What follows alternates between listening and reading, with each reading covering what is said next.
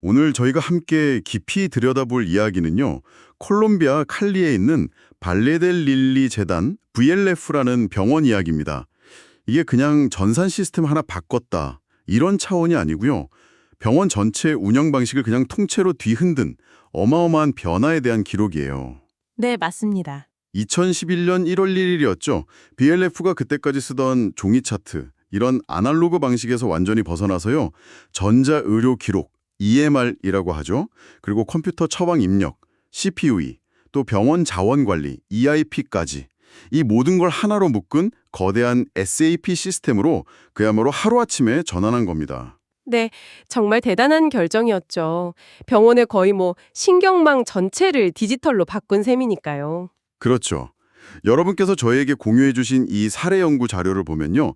라틴 아메리카 최고 수준 병원 중 하나로 꼽히는 이 VLF가 어떻게 이 엄청난 도전을 성공시켰는지 그 과정이 정말 생생하게 담겨 있습니다. 네, 이 변화가 근데 왜 필요했는지 그 배경부터 좀 짚어보는 게 좋을 것 같아요.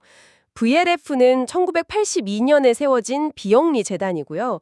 주로 좀 중증이거나 복합적인 질환 치료에 특화된 병원입니다. 아, 원래 좀 어려운 케이스들을 많이 다루는 곳이군요. 네, 맞아요. 그러다 보니까 60개 넘는 전문 분야를 갖추고 또 대학 교육병원 역할까지 하면서 엄청 빠르게 성장을 했어요. 근데 2010년쯤 되니까 병상 수가 거의 60%나 늘어난 거예요. 와, 60%나요? 네, 그러니까 기존의 그 종이 기반 시스템으로는 더 이상 감당하기가 너무 어려워진 거죠. 한계에 딱 부딪힌 겁니다. 환자 정보 찾는데 시간 걸리고 손으로 쓰다 보니 오류 가능성도 있고 부서끼리 정보 공유도 잘 안 되고 이러니까 환자 안전이나 운영 효율성 모두에 좀 빨간불이 켜진 상태였던 거죠. 그렇군요. 게다가 콜롬비아 의료 시스템이 좀 독특한데요. 보험사 역할을 하는 건강증진기관 HSO라는 곳이 환자가 어느 병원에 갈지를 결정하는 구조예요. 이것 때문에 청구나 행정 업무가 더 복잡해지는 측면도 있었고요. 아, 상상만 해도 진짜 아찔한데요? 그러면 그 IT 시스템 도입하기 전에는 예를 들어서 수술 하나를 하려면 얼마나 복잡했을까요? 말도 마세요. 월 평균 수술 건수가 1000건 정도였다고 하는데요. 의사가 손으로 지시서 쓰고 보험 승인 받고 마취 평가하고 수술 일정 잡고 필요한 물품 목록 작성하고 이게 다 손으로 이뤄진 거예요. 전부 다요? 손으로? 네. 그럼 그 목록을 또 누가 엑셀에 입력하고 관련 부서에 알리고 수술 당일에도 서류 확인, 동의서 확인, 검사 결과 첨부하고 끝나고 나서도 마취 기록이다, 무슨 보고서다 해서 서류 작업이 산더미였던 거죠. 와, 바로 그 지점에서 문제가 막 터져 나온 겁니다. 서류가 빠지거나 정보가 좀 불완전해서 수술이 미뤄지기도 하고 재고 관리도 잘 안 되고요. 그 사례 연구에 나오는 OR 수간호사분 말씀처럼 가끔 마취 전 평가서나 동의서가 차트 없거나 필요한 물품이 준비 안 돼서 수술이 지연되는 일들이 있었다는 거죠. 야, 이건 단순히 좀 비효율적이다. 이 정도 문제가 아니네요. 그렇죠. 환자 안전하고 바로 연결될 수 있는 문제니까요. 그리고 손으로 쓴 의료기록, 에머리아는 또 어떻고요. 글씨 알아보기도 힘들고 옮겨 적다가 실수할 수도 있고 분실 위험도 있고 또 여러 부서에서 동시에 차트가 필요할 때는 물리적으로 한계가 너무 뚜렷했죠. 아, 그렇죠. 종이 차트는 하나밖에 없으니까. 네, 한 중환자실 의사분은 팀원 여러 명이 동시에 종이 차트가 필요할 때 아니면 차트가 다른 데 가 있거나 감사 중일 때 정말 난감했다고 하더라고요. 그럼 의사의 처당 역시 마찬가지였겠네요. 약 처방이나 검사 요청 같은 모든 지시사항을 종이에 적어서 전달해야 했다면 이것도 오류 가능성이 꽤 컸을 것 같은데요. 정확합니다. 특히 그 약물 관련 오류, AD라고 하죠. Adverse Drug Events. 이 위험이 상당히 컸어요. 글씨를 잘못 읽거나 약 이름이 비슷해서 헷갈리거나 소수점 같은 용량 표기 오류는 진짜 치명적일 수 있거든요. 맞아요. 큰일 나죠. 그리고 의사 여러 명이 처방을 내다 보면 약물 상호작용 위험도 커지고요. 중복으로 검사 지시하는 문제도 환자 안전이나 비용 면에서 무시할 수 없었죠. 사실 백오피스 업무도 마찬가지였어요. 청구 항목 수만 개를 손으로 관리하고 청구가 부정확해서 현금 흐름은 나빠지고 재고 관리 안 되고 의사들 수수료 정산도 어렵고 그야말로 총체적 난국이었습니다. 기존의 IT 시스템이 아예 없었던 건 아니라고 들었는데요. 네, 한 30개 정도 있었다고 해요. 근데 이게 다 따로 놀았던 거죠. 서로 연결이 안 되니까 정보 통합이 불가능했어요. 대부분 행정이나 지원 업무 위주였고 정작 중요한 임상 쪽 시스템은 부족했고요. 자체 개발한 시스템들은 또 문제가 많아서 인터페이스가 막 하루 이틀씩 멈추기도 했다고 합니다. 헐, 그럼 정말 답답했겠네요. 네, 이러니 통합 솔루션을 도입해야 한다는 목소리가 나올 수밖에 없었던 거죠. 그래서 2008년 말에 드디어 변화를 위한 프로젝트 시냅시스가 시작된 거군요. 병원 전체 프로세스를 통합할 솔루션을 찾는 그런 여정이었네요. 근데 초기 팀 구성부터 좀 신경을 많이 쓴 것 같아요. 주요 부서 책임자들이 다 참여했다면서요? 네, 맞습니다. 그게 되게 중요했죠. VRF는 단순히 ERP만 도입하려 한 게 아니었어요. EMR, CPOE, 심지어 약국 관리까지 다 포함하는 아주 포괄적인 헬스케어 솔루션을 목표로 했습니다. 이건 진짜 야심찬 계획이었죠. 정말 큰 그림을 그렸네요. 그렇죠. 여러 업체를 검토하다가 결국 SAP랑 파트너사인 컴퓨넷을 선택했는데요. 이 결정 과정에서 되게 중요한 포인트가 있어요. 당시 SAP의 헬스케어 솔루션이 VRF처럼 복잡한 임상 환경에 딱 맞지는 않았다는 거예요. 그런데도 SAP를 선택했다고요? 네. VRF는 당장의 편리함보다는 장기적인 통합 가능성, 그리고 확장성, 그러니까 매개 변수화, 파라메터라이제이션이라고 하죠. 이걸 통해서 유연하게 시스템을 구성할 수 있다는 점에 주목한 겁니다. 그 IT 책임자 말이 되게 인상적인데 이미 있는 옵션을 활용해서 통합하는 게 처음부터 개발하는 것보다 낫다는 판단이었던 거죠. 단순히 기능만 본 게 아니라 장기적인 관점에서 시스템의 지속 가능성이나 업그레이드 용이성까지 고려한 거군요. 정확해요. 당장은 좀 불편하더라도 그게 더 나은 전략적 선택이라고 본 거죠. 그래서 13개월이라는 진짜 촉박한 기간 안에 2,200명을 대상으로 시스템을 딱 출시하겠다 목표를 세우고 2009년 10월에 계약을 했군요. 근데 이 엄청난 변화를 조직 전체에 어떻게 설득하고 소통했을지 궁금해요. 저항도 만만치 않았을 것 같은데요. 바로 그 부분이 핵심이었습니다. VRF 경영진은 이게 그냥 IT 시스템 바꾸는 게 아니다. 우리 병원의 미래 성장과 환자 안전을 위한 전략적 결정이다. 이걸 아주 명확하게 했어요. CEO가 직접 의사위원회 가서 프로젝트 중요성을 막 강조하고 각 부서장들은 자기 팀원들한테 왜 바꿔야 하는지, 뭐가 좋아지는지 설명할 책임이 주어진 거죠. 탑다운으로 강력하게 추진하면서 동시에 설면 책임도 부여했군요. 네. 특히 의사들한테는 이게 뭐 행정 업무 늘리는 게 아니고 오히려 의료 오류 줄여주고 환자 정보 접근성 좋아지는 거다. 이런 실질적인 이점을 강조했죠. 또 행정 직원들은 혹시 일자리 잃을까 봐 불안해할 수 있잖아요. 그런 우려 해소해주고 간호 인력들한테는 교육이랑 지원 충분히 해주겠다 약속하면서 변화에 동참하도록 계속 독려했습니다. 보험사 같은 외부 이해관계자들한테도 투명하게 정보 공유했고요. 실제 구현 과정은 그럼 어떻게 진행됐나요?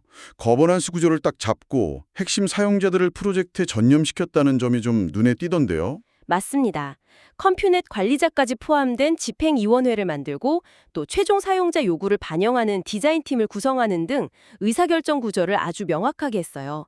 특히 그 간호팀장 말이 인상적이었는데 최고의 간호사 8명을 전임으로 배치해서 현장 워크플로우 설계에 깊숙이 참여하게 했다는 거죠. 최고의 인력 8명을 그냥 프로젝트에만 투입했다고요? 네, 거의 100명 정도 인원이 22개월 동안 이 프로젝트에만 매달렸다고 해요. 이건 VLF가 이 변화에 얼마나 큰 비중을 뒀는지 보여주는 거죠. 각 분야 전문가를 원래 하던 일에서 완전히 빼서 프로젝트에 100% 집중하게 한 건 정말 과감한 결정이었습니다. 그런데 모든 부서가 똑같이 순조로웠던 건 아니라고 들었어요.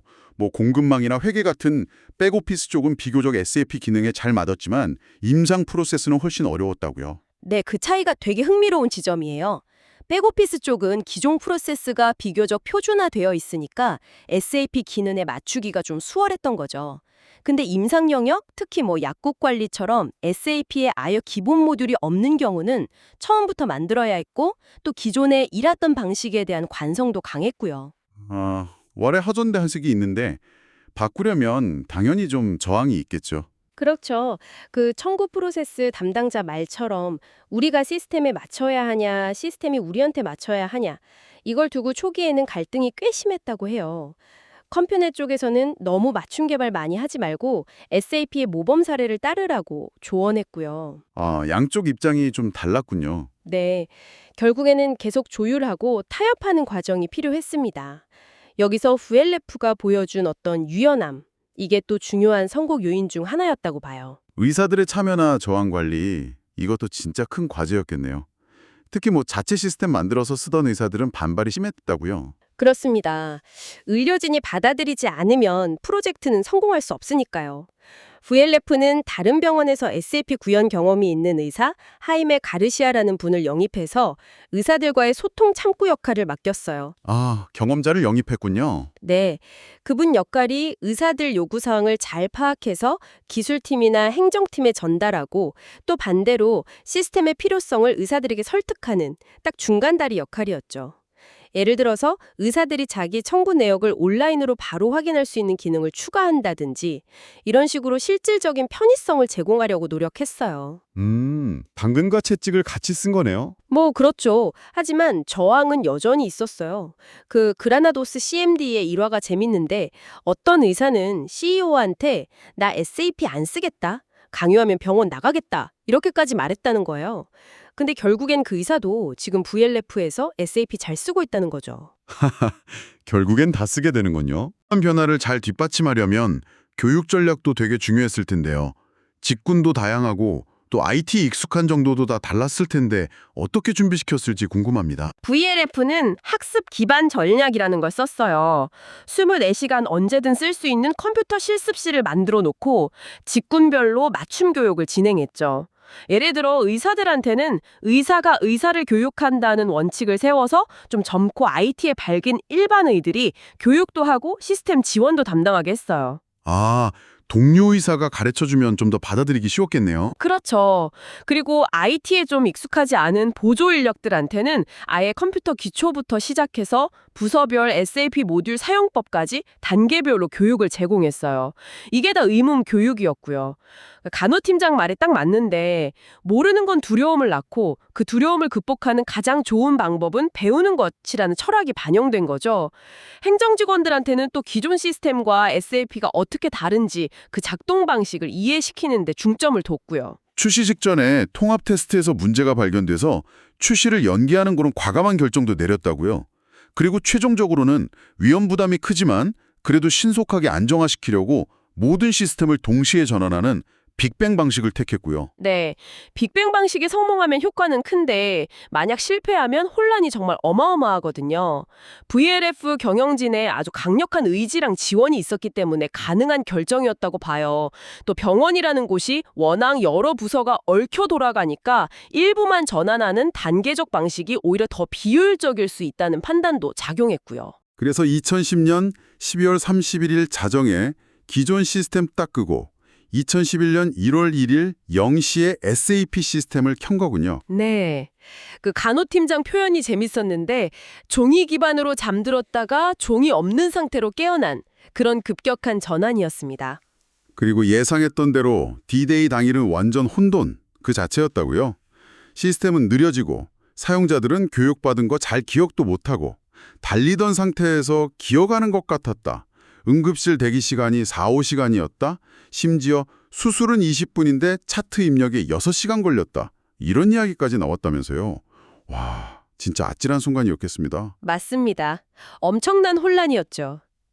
근데 동시에 또 흥미로운 건 첫날부터 청구서가 생성됐다는 거예요. 다른 병원들 사례 보면 막 몇 달씩 지연되고 그랬거든요. 이건 VLF가 준비를 잘했다는 증거이기도 하죠. 물론 뭐 일부 환자 정보 입력이 누락돼서 그거 해결하는데 몇 달 걸리기도 했지만요. 그래도 청구가 바로 됐다는 건 대단하네요. 네, 중요한 건 VLF가 이런 혼란을 어느 정도 예상하고 대비했다는 점이에요. 헬프데스크 인력 늘리고 현장에 지원 인력 배치하고 컴퓨넷 지원 기간도 90일 더 연장하고요. 그리고 또 하나 중요한 게 6개월 뒤에 헬프데스크를 그냥 없앤 게 아니라 지속적으로 시스템 개선하고 사용자 지원하는 프로젝트 부서라는 걸 새로 만들었어요. 아, 일회성 지원이 아니라 계속 관리하는 부서를 만들었군요. 네.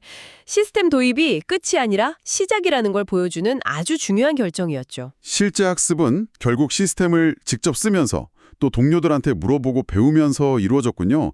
하면서 배우기, 이게 효과를 발휘한 거네요. 안정화되기까지 한 6개월 정도 걸렸고 부서마다 적응 속도도 좀 달랐다는 점도 흥미롭습니다. 네. 응급실처럼 비교적 빨리 적응한 곳도 있었지만 수술실, 마취과처럼 특정 방식에 대한 저항 때문에 거의 1년 가까이 걸린 곳도 있었어요.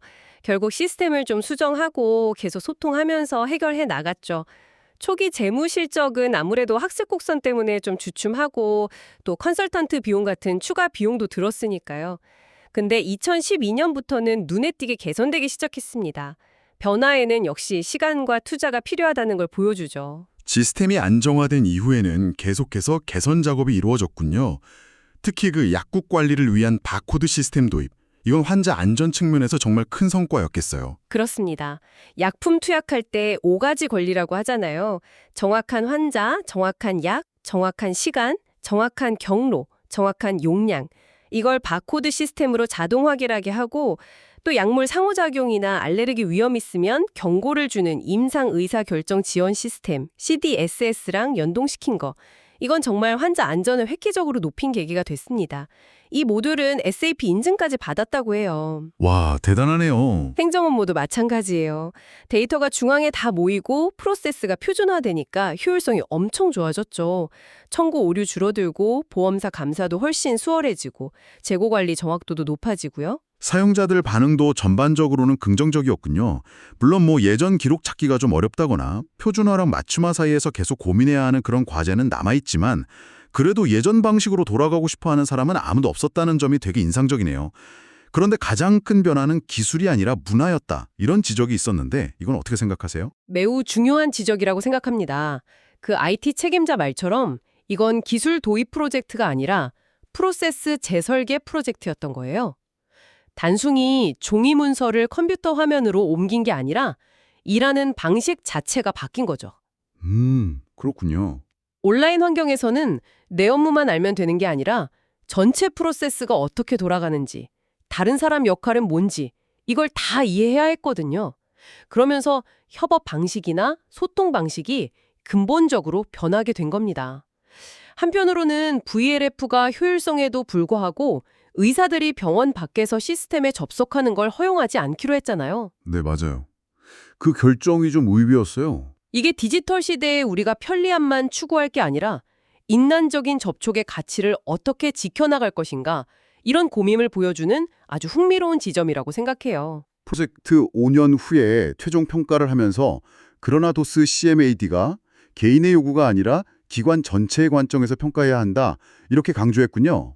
일부 좀 불만이 있는 사람이 있더라도 환자 안전이 개선되고 재무 성과가 좋아졌다는 그 조직 전체의 목표 달성 측면에서 보면 성공적이었다.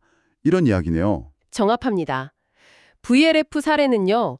대규모 IT 시스템 도입이라는 게 단순히 기술만 좋다고 되는 게 아니라는 걸 명확히 보여줍니다.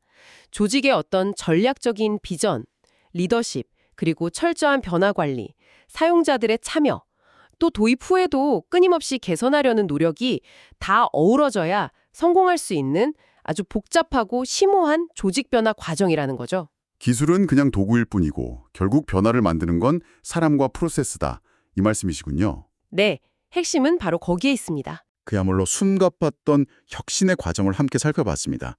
엄청난 혼란과 저항 속에서도 결국 시스템을 성공적으로 안착시키고 또 가치를 만들어낸 그들의 여정에서 정말 많은 것을 배울 수 있었던 것 같습니다. 네, VLF의 이야기는 변화를 좀 두려워하면서도 꼭 필요하다고 느끼는 많은 조직들에게 중요한 시사점을 던져준다고 생각합니다. 핵심은 기술 그 자체가 아니라 변화를 이끌어가는 리더십 그리고 구성원들의 마음을 얻어서 함께 나아가는 그 과정에 있다는 점을 기억하면 좋겠습니다. 마지막으로 VLF가 던졌던 그 흥미로운 질문을 여러분께도 한번 던져보고 싶습니다. VLF는 효율성이 높아짐에도 불구하고 의사들이 병원 밖에서 환자 정보 시스템에 접근하는 것을 막았죠. 환자와의 직접적인 접촉이 줄어들 것을 우려했기 때문인데요. 디지털 기술이 점점 더 우리 삶 깊숙이 들어오는 이 시대에 특히 의료처럼 인간적인 상호작용이 정말 중요한 분야에서 편리성과 인간적인 가치 사이의 균형점은 과연 어디일까요? 효율성을 얻는 대가로 우리가 혹시 놓치고 있는 것은 없을지 한 번쯤 깊이 고민해 보시는 것도 좋을 것 같습니다.